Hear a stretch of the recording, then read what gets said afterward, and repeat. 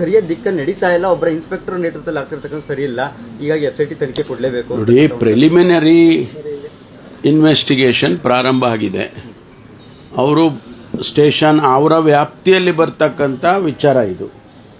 ಅವರು ಕಂಪ್ಲೇಂಟ್ ಕೊಟ್ಟಿದ್ದಾರೆ ಅಂತ ಹೇಳಿ ಅವನು ಹೇಳಿಕೆ ಕೊಟ್ಟಿದ್ದಾನಲ್ಲ ವ್ಯಕ್ತಿ, ಆ ವಿಚಾರದಲ್ಲಿ ತನಿಖೆಯನ್ನು ಮಾಡ್ತಿದ್ದಾರೆ. ಇಲ್ಲ ಇದಕ್ಕೆ ಇನ್ನೂ ಹೆಚ್ಚಿನ ತನಿಖೆ ಅಗತ್ಯತೆ ಇದೆ ಅಂದರೆ ಸರ್ಕಾರ ತೀರ್ಮಾನ ತಗೊಳುತ್ತೆ. ಪ್ರಿಲಿಮಿನರಿ ಎನ್ಕ್ವೈರಿ ಆಗುವಾಗಲೇ ನೀವು SIT ಕೊಡಿ, ನೀವು ಇದಕ್ಕೆ ಕೊಡಿ, ಅದಕ್ಕೆ ಕೊಡಿ ಅಂತ ಹೇಳಿಬಿಟ್ರೆ ನಮ್ಮ ಪೊಲೀಸ್ ಇಲಾಖೆ ಇರೋದು ಯಾಕೆ? ಗೊತ್ತಿದೆ, ನನಗೂ ಗೊತ್ತಿದೆ. ನಾನು ಚರ್ಚೆ ಮಾಡಿದ್ದೇನೆ, ಮಾನ್ಯ ಮುಖ್ಯಮಂತ್ರಿಗಳು ಕೂಡ ಹೇಳಿದ್ದಾರೆ.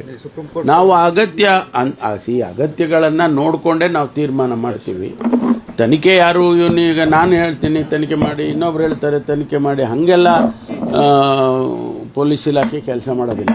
ಅದಕ್ಕೊಂದು ಸಿಸ್ಟಮ್ ಇದೆ. ಅಗತ್ಯ ಬಿದ್ದರೆ ಮಾಡ್ತಾರೆ.